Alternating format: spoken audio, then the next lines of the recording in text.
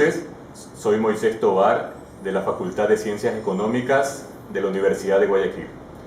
En esta oportunidad tengo el agrado de presentarles una pequeña referencia bibliográfica de Karl Marx, además de su pensamiento, sus métodos, sus objetivos de estudio, sus principales obras, entre otros aspectos más. Karl Marx fue un filósofo, economista, historiador y revolucionario que nació el 5 de mayo de 1818 en Treveris, Prusia, lo que hoy en día es Alemania. Marx es considerado como un filósofo muy influyente de la historia económica a nivel mundial, pues fue fundador del socialismo científico y el comunismo principalmente.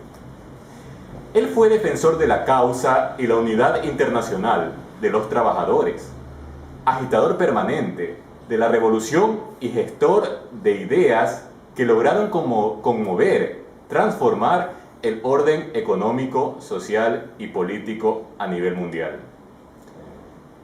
En 1844, Marx conoce y entabla una relación con su gran amigo Friedrich Engels, que se convertirá en su principal colaborador durante su vida, además junto al cual fortalecerá, estructurará y desarrollará múltiples obras que serán de gran acogida y utilidad para la sociedad en general, de aquel entonces e inclusive hasta la actualidad.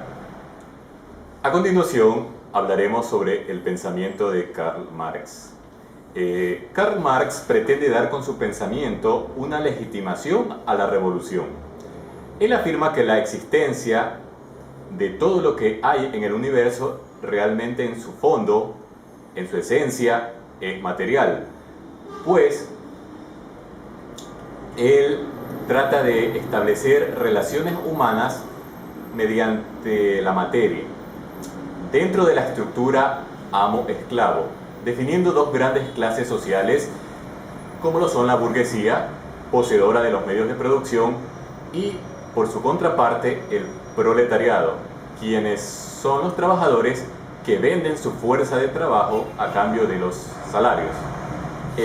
Dentro de su pensamiento existen dos elementos fundamentales, como lo son la infraestructura económica, que son el conjunto de relaciones sociales, y además la superestructura, que es la legitimación de esas mismas estructuras económicas. El más grande problema que él puede entrever dentro de las estructuras sociales no solamente radica en que exista la explotación de unos hombres por otros, sino que este es legitimado como algo correcto.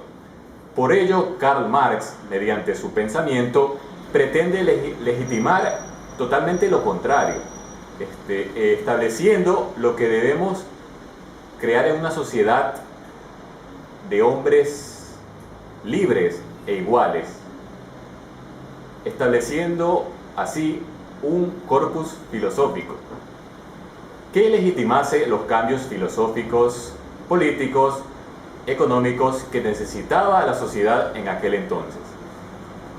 Se debe de acabar más bien con la explotación, debido a que todos los seres humanos merecen un nivel de vida en igualdad de condiciones, que les dé una dignidad personal y obviamente la de sus seres queridos.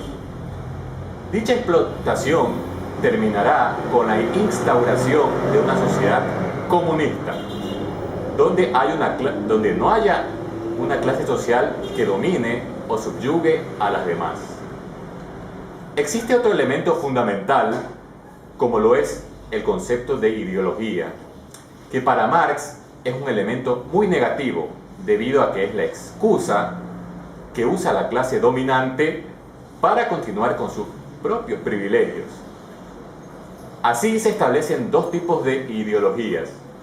Por un lado, la ideología política, según la cual el hombre ha alcanzado las máximas cuotas de libertad e igualdad, lo cual es totalmente falso. Y al mismo tiempo, por su otra parte, tenemos la ideología religiosa, que hace legitimar la explotación productiva argumentando de que los designios de Dios son los que hacen que el mundo sea así. Por ello, Karl Marx define a la religión como el opio del pueblo, porque no permite al pueblo ver la realidad y darse cuenta de su real situación de explotación en el que se encuentra sumido en el día a día de su diario vivir. Para Marx, es la actividad material del hombre la que tiende a satisfacer sus propias necesidades, es decir, la producción que ellos generan como trabajadores. La categoría de la praxis llegará a entender a la historia como un proceso de autoproducción del hombre por el trabajo, es decir, mediante su continuo transformar de la naturaleza en función de sus propias necesidades, para que el hombre, en cuanto tal, la naturaleza existe como un objeto de su acción o como producto de su actividad. Resumiendo, su pensamiento gira en torno a la plusvalía que es generada por el proletariado a favor de los capitalistas, además de la teoría del valor trabajo, que nos quiere dar a entender que es el trabajo, obviamente, el que le transfiere valor a todo tipo de mercancías. Por otra parte, también tenemos a la lucha de clases, que siempre ha existido e inclusive hasta la actualidad se ha mantenido, la explotación del trabajador y la concepción materialista de la historia. Ahora hablaremos sobre el contexto histórico durante el cual Marx desarrolló sus diferentes ideales. En 1848, el comunismo se transformaba en una de las principales fuerzas políticas en Alemania, así como en una gran parte de Europa occidental durante el siglo XIX. Los ideales comunistas logran cambiar la ideología de tantas personas debido al análisis de Marx, que hace Marx sobre la burguesía y el proletariado.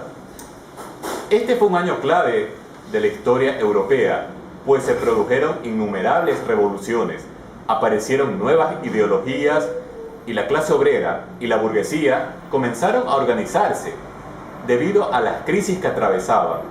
La principal crisis, o una de ellas, fue la que comenzó en el año de 1845, denominada como crisis de la patata, con la caída de los productos agrícolas.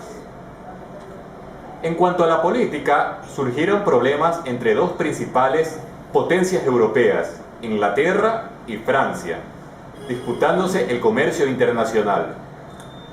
Después del descubrimiento de América, en cambio, y los viajes que se realizaban constantemente hacia África, se establecieron colonias en estos lugares, lo cual permitió aumentar el comercio, la navegación y la industria, las cuales tuvieron una gran actividad de desarrollo de una manera increíblemente rápida. En el terreno económico, durante el siglo XIX, la revolución industrial consolidó el modo de producción capitalista y dio lugar a una nueva división de clases sociales, las cuales obviamente eran las ya conocidas burguesía y proletariado. En cuanto al ámbito político, durante el mismo siglo, el espíritu de la Revolución Francesa, los ideales de la libertad, la igualdad y la fraternidad, es vencido por la presión de las monarquías europeas y la derrota de Napoleón en Waterloo en el año de 1814. La Revolución de 1830, por otra parte, da el poder político a la burguesía, y debido a que ya tenía el poder económico anteriormente adquirido. Además, las revoluciones de los años de 1848 y 1871 suponen sendos fracasos en las aspiraciones del proletariado para acceder al poder político que estaba en manos de los capitalistas.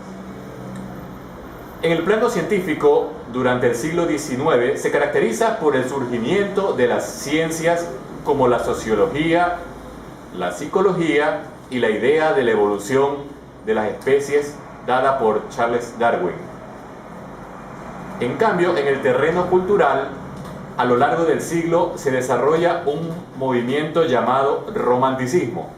Este hace frente a la verdad de la ciencia y busca la verdad en el arte. Dentro de la filosofía, en cambio, surgen, además del marxismo, el positivismo y el vitalismo. Mi nombre es Joana Chancay y voy a hablar sobre el método dialéctico marxista. Una de las características principales del método marxista es que concibe como la realidad de un todo, es decir, de forma universal, que un aporte fundamental a la concepción de la dialéctica es la unidad del objeto y del sujeto de sus relaciones en contraposición al materialismo contemplativo, que se limita a una observación del objeto sin comprender la actividad sensorial del hombre.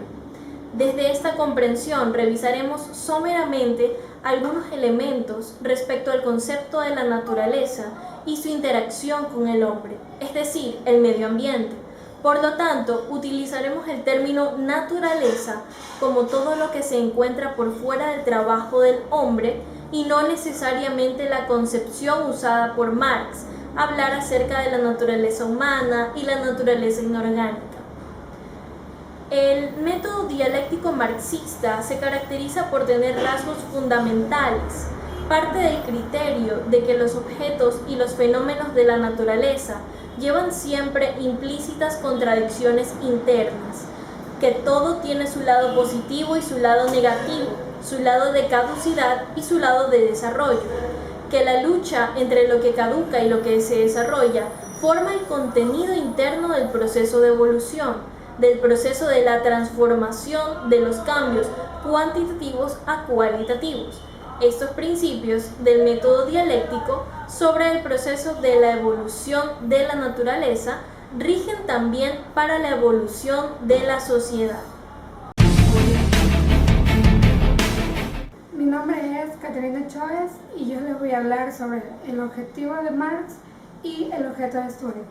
El objetivo de Marx era interactuar un poder político que ejerciera el principio de igualdad entre los deberes civiles y los derechos políticos, con el fin de satisfacer las necesidades de las personas. Esto consistía en desaparecer las diferencias que había en las clases sociales, ya que él quería una distribución equitativa entre ellas. Marx quería la interacción entre una sociedad y las personas y en la forma en cómo deciden y escogen racionalmente la utilización de recursos escasos para la satisfacción de sus necesidades. Las tendencias del comercio internacional y las políticas monetarias, fiscal y la de los precios, el empleo, los ingresos, la productividad y el consumo. La evolución de las necesidades de los individuos a través de la historia en su relación en los diversos métodos de producción y comercialización.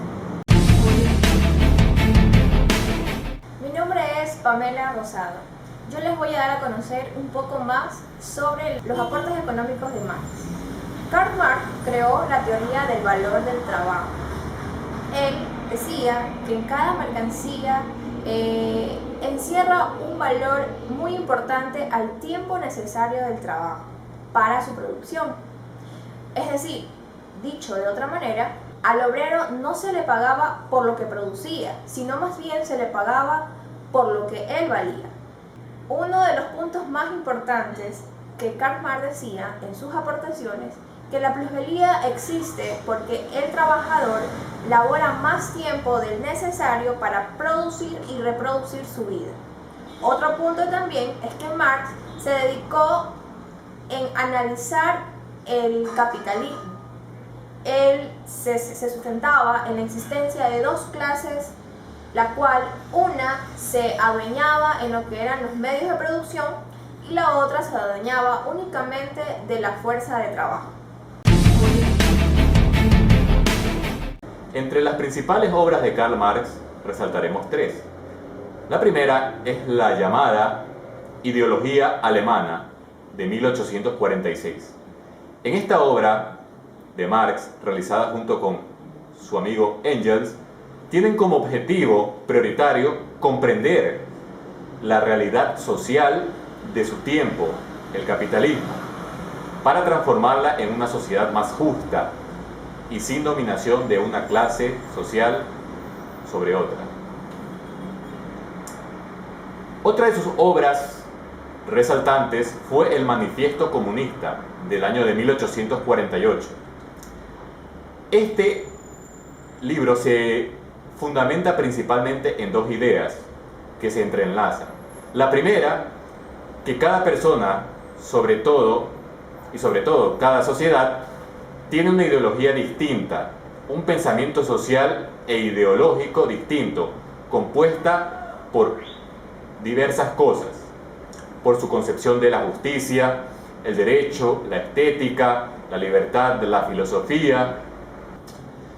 La otra gran idea que conforma el manifiesto comunista es la de la explotación del hombre por el hombre. Marx y Engels dieron cuenta de que al igual que los esclavos eran explotados en la antigüedad, los trabajadores son explotados hoy en día. Cuando un esclavista compra a un esclavo, lo que está haciendo es comprar su fuerza de trabajo con la intención de hacerle trabajar y sacar un beneficio.